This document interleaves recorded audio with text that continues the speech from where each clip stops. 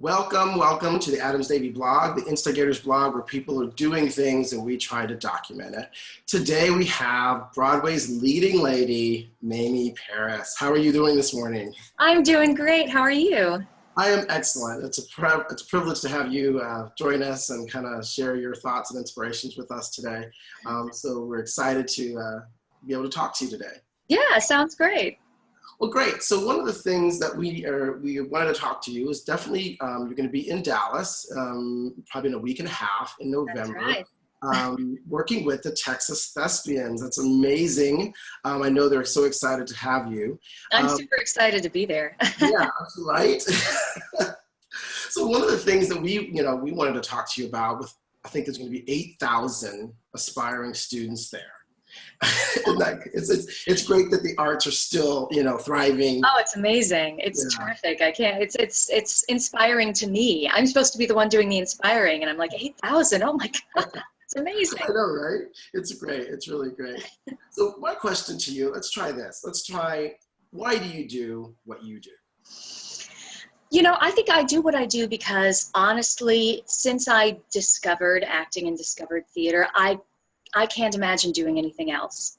There are lots of wonderful careers out there and jobs out there, and I appreciate everything that everybody else does. But this for me just feels like what I was meant to do. I remember being a little kid and trying to imagine other people's lives and trying to put myself in their shoes, and imagine the way they went about their day. So every time I get to step into an audition room or step on stage or walk up to a microphone and tell a story, it feels like what I'm supposed to be doing. So I think that's why I do it. It's absolutely amazing. It's like you following your passion, on a daily basis. 8 shows a week. It's true. Well, let's see. What would you consider to be your greatest achievement in your career so far? I would have to say I couldn't look at my career chronologically at this point in my life and say, this is my biggest achievement. That was my break. That was my achievement. I think I've just never been the kind of person that sees my goals in those incremental phases. I've always wanted to be happy and love what I do and be able to make a living doing what I'm doing. And I'm so fortunate that I've been able to achieve that overall goal.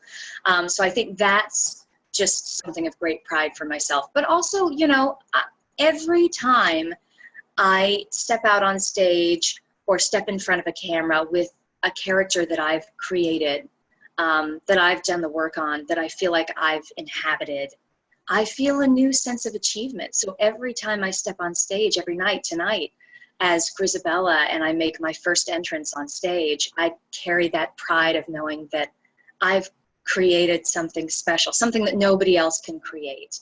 And that, I think, is the biggest achievement for me. I can completely understand with that. That's beautiful. No, absolutely. Well, as you're going to be in front of these amazing teenagers who are I think they're doing musical theater, acting, prose, monologues, all of that.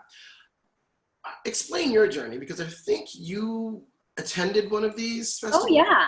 Oh, I remember thespian competitions and thespian festivals, and it was exciting for us, and I'm sure it's these kids feel the same way, because you go to school and you have your group of friends that get it, that understand, that are also theater people, your gang who builds the sets and does the plays, and it's amazing to go to another area where there are other students like yourself who are also passionate about it. And you learn so much. I mean, you learn so much every day that you're in school or in an acting class, but you go to a festival like this and get to see other people's hard work and get to meet other people and discuss craft and discuss what inspires you. And it's amazing how much you can take away from that. So it's short. How many days is a Thespian Festival? It's just 3 or 4 days. I think it's 3 or 4 days. And in that amount of time, I feel like students are going to walk away with this whole new world of knowledge and excitement just from being exposed to other artists, other people who are excited about the craft. Absolutely. So when you were a teenager, what was your journey? Was it? Oh, sure. My journey as a teenager, of course, in school, the Thespian Festivals and Thespian competitions, and I really discovered acting in school. I always loved to sing, and I found myself in a performing arts school, which was like so exciting for me, and was randomly placed in a Theater 101, I think it was called, a theater class. And it was a moment that just clicked for me. I think I knew that that was what I had always done. I just didn't have a name for it. I didn't have a Okay. to do it. So I think that began my journey. And then from there on, of course, it was, I became an acting major in high school because I was able to attend the High School for Performing Arts in Kansas City, Missouri. By that point, I moved out of Texas, and was able to study acting and study music and study dance and perform in every show I could possibly perform in. And then I knew that this was something I had to try as a career. I had to make happen. And so right after high school, I moved to New York City. I attended AMDA, the American Musical and Dramatic Academy, and gained even more knowledge. And then, there's no experience, there's no school that can really teach you as much as just doing. So just getting out there and doing shows and getting my hands on whatever scripts I could get my hands on and studying became my journey to where I am and where I went. Awesome. No, that's great. I think just sounds like the dedication, knowing that this was for you, and just not, as actors always, understand and witness a lot. You can't take no for an answer. You're going to go for it no matter what. Yeah, you feel compelled. I felt compelled. That's great. Let's see. What one piece of advice would you give to those following in your footsteps?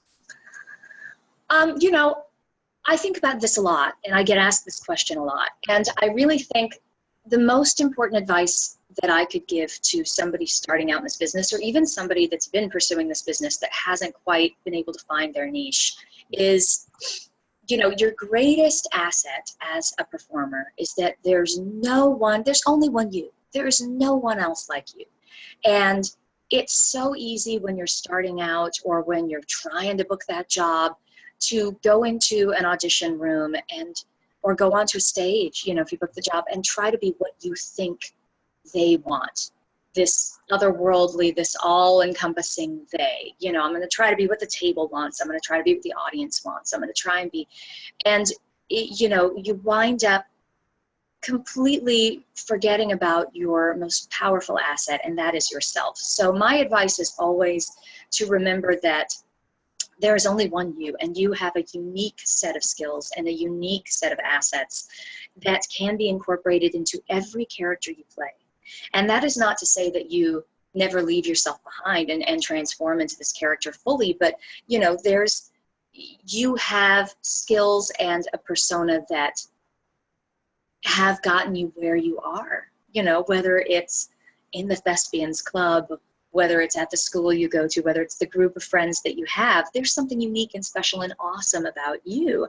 And the minute you find the confidence to bring that into a room, along with the preparation of the character and the piece, you wind up transcending what you thought was possible. So that I think is the biggest advice I would give.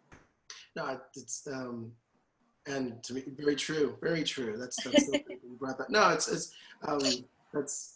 I've seen that in many ways where young people try to be everything else but themselves, and realizing that themselves is just the best way to go. So that's great. It's true. You leave yourself behind. You put on an outfit you would never wear because you think it's exactly there, and it's no. Be you. Be comfortable.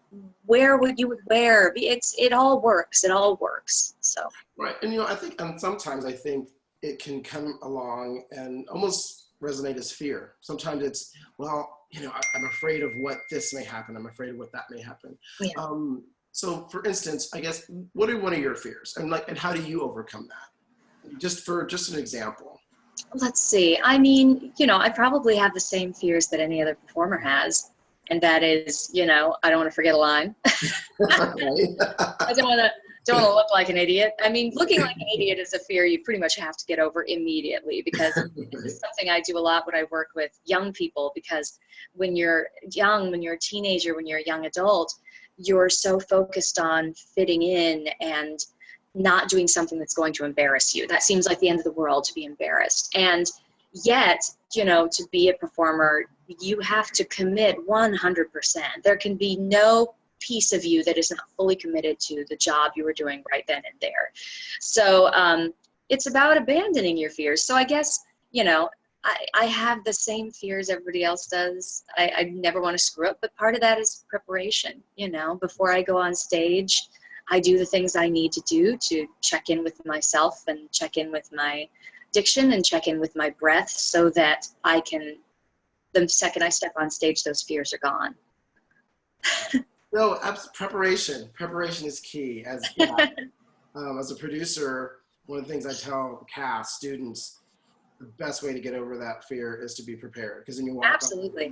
You know, I've developed, I've kind of stolen it from a friend of mine, but she always tells students that she works with, you know, you don't practice until you get it right.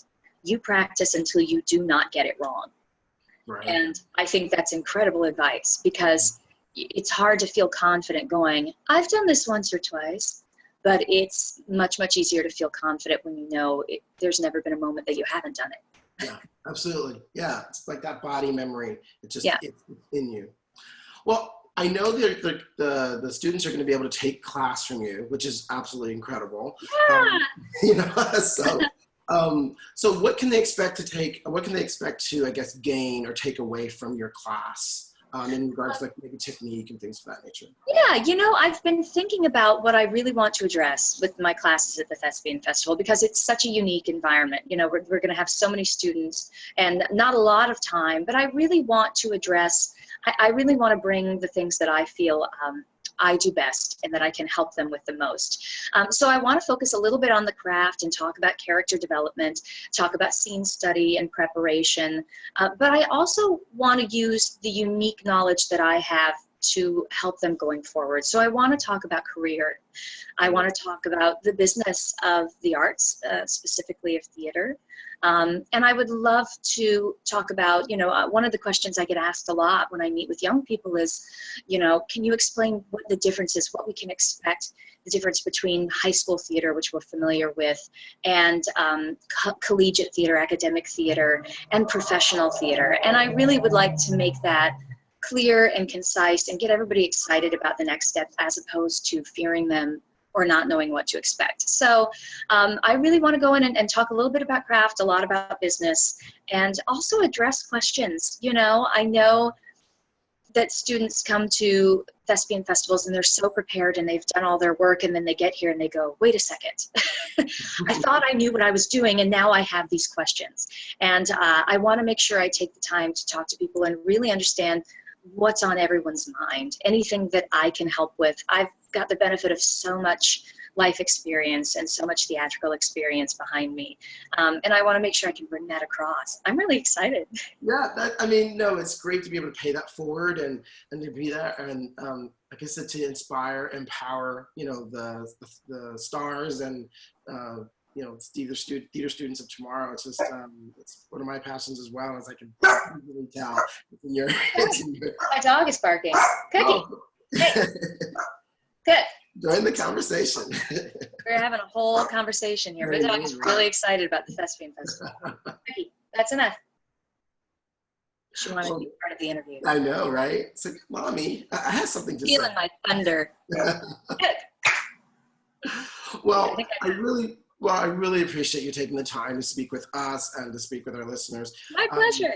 Yeah, it's you know, ladies and gentlemen, it's Mamie Parris. She's currently starring in Cats on Broadway. Please catch her throughout the end of the year.